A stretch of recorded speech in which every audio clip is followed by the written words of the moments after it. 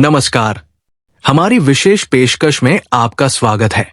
आज हम एक ऐसे विषय पर बात करने वाले हैं जो देश के लाखों वरिष्ठ नागरिकों के जीवन से सीधा जुड़ा है।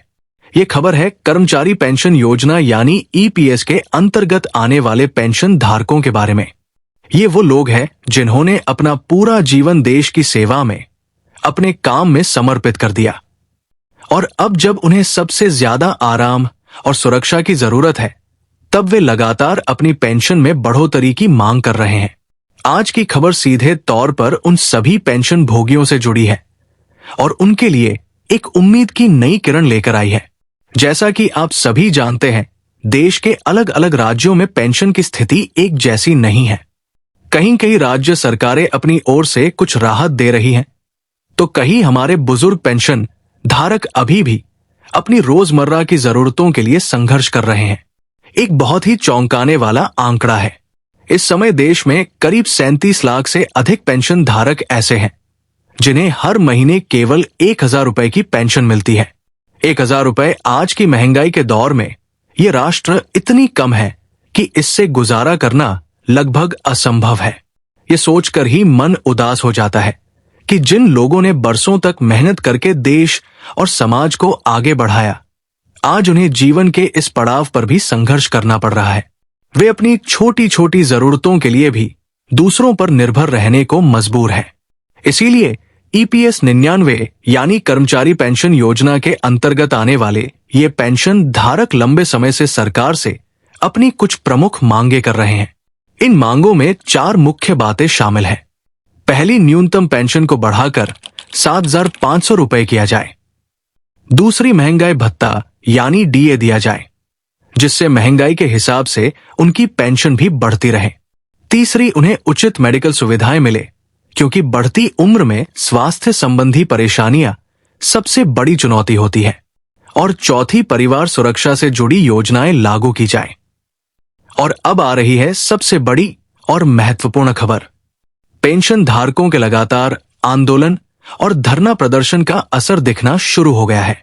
उन्होंने अपनी बात को उच्चतम स्तर तक पहुंचाया है और इसी का नतीजा है कि अब इस मामले में वित्त मंत्रालय सक्रिय हो गया है। जी हां, आपने बिल्कुल सही सुना।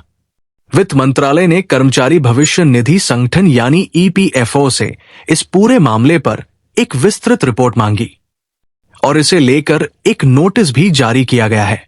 अगर केंद्र सरकार इस पर कोई ठोस निर्णय लेती है, तो यकीन मानिए उन 37 लाख से भी अधिक पेंशन धारकों के जीवन में एक बहुत बड़ा और सकारात्मक बदलाव आ सकता है।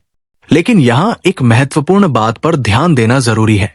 ईपीएफओ के पास इतनी बड़ी राशि नहीं है कि वो सभी पेंशन धारकों को एक साथ बढ़ी हुई पेंशन दे सके। विशेषज्ञों का अनुमान है कि अगर केंद्र सरकार 7,500 रुपए की पेंशन और उसके साथ डीए देने का फैसला करती है, तो इसका सालाना खर्च लगभग 86,000 रुपए करोड़ से लेकर 17,000 रुपए करोड़ तक जा सकता है। यही कारण है कि सरकार अब तक इस पर कोई बड़ा फैसला नहीं ले पाई थी, क्योंकि ये एक बहुत बड़ा वित्तीय बोझ है। लेकिन अब उम्मीदें इसलिए बढ़ गई है क्योंकि 15 अगस्त को माननीय प्रधानमंत्री श्री नरेंद्र मोदी जी ने अपने स्वतंत्रता दिवस के भाषण के दौरान एक बहुत ही खास बात कही थी।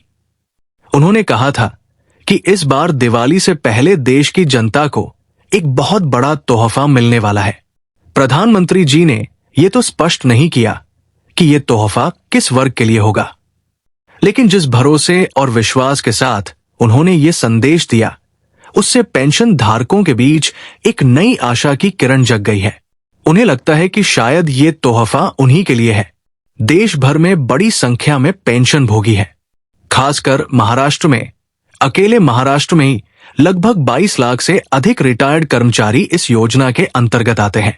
अगर वाकई पेंशन बढ़ोतरी का निर्णय लिया जाता है, तो इसका सबसे बड़ा लाभ महाराष्ट्र जैसे राज्यों के पेंशन धारकों को मिलेगा। ये बात इसलिए भी महत्वपूर्ण है क्योंकि सबसे ज्यादा आंदोलन और पेंशन बढ़ाने की मांगे भी इन्हीं राज्यों से उठती रही है। हालांकि इस बीच पेंशन धारकों की नाराजगी का एक बड़ा कारण सोशल मीडिया पर फैलने वाली अफवाहें भी रही है। आए दिन तरह तरह की खबरें आती है कि आज फैसला हो जाएगा, कल से आपकी पेंशन बढ़ जाएगी। लेकिन सच्चाई ये है कि जब तक सरकार की तरफ से कोई आधिकारिक आदेश जारी नहीं होता तब तक ऐसी किसी भी खबर पर भरोसा करना सही नहीं है। बहुत से बुजुर्ग पेंशन धारक इन झूठी खबरों के जाल में फंस जाते हैं और फिर जब सच्चाई सामने आती है तो उन्हें मानसिक कष्ट उठाना पड़ता है। इसलिए यह बहुत जरूरी है कि आप केवल सरकार और ईपीएफओ की तरफ से आने वाली आधिकारिक घोषणाओं पर ही ध्यान दें। अभी हाल ही में यह भी सामने आया था कि 5 अगस्त को कई पेंशन धारक सीधे वित्त मंत्री श्रीमती निर्मला सीतारमण जी से मिले थे। उन्होंने अपनी समस्याओं और मांगों को उनके सामने रखा था। इसके बाद से ये चर्चा तेज हो गई है कि केंद्र सरकार जल्द ही इस पर कोई नया फैसला ले सकती है। अगर वास्तव में सुप्रीम कोर्ट या सरकार इस पर कोई ठोस निर्णय लेती है और पेंशन भोगियों की न्यूनतम पेंशन बढ़ती है तो ये लाखों परिवारों के लिए एक बहुत बड़ी राहत होगी। उन बुजुर्गों के लिए जिन्होंने पूरी जिंदगी काम किया, पसीना बहाया और संघर्ष किया, उन्हें जीवन के इस अंतिम पड़ाव में कम से कम ये सुकून मिलना चाहिए कि सरकार उनके साथ है।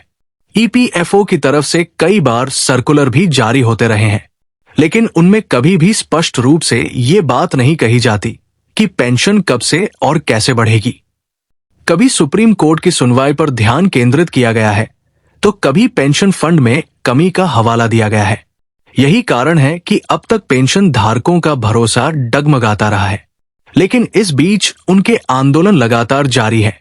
वे धरने दे रहे हैं, झापन दे रहे हैं और हर स्तर पर ये मांग उठा रहे हैं कि सरकार उनकी हालत पर गंभीरता से विचार करे। पूरे देश के पेंशन धारक, चाहे वे दिल्ली में हो, उत्तर प्रदेश या बिहार में हो या फिर दक्षिण भारत या पूर्वोत्तर में निवास करते हो, सबकी एक ही मांग है। वे चाहते हैं कि उन्हें भी एक सम्मानजनक जीवन जीने का अवसर मिले।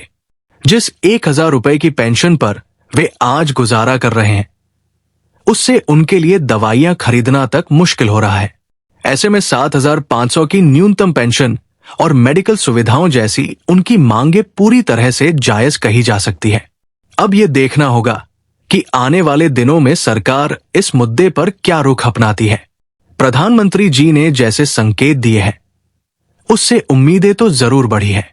अगर निर्णय सकारात्मक रहता है तो दीपावली वाकई उन बुजुर्ग पेंशन धारकों के लिए रोशनी लेकर आएगी जिन्होंने अभी तक अंधेरे में ही संघर्ष किया है।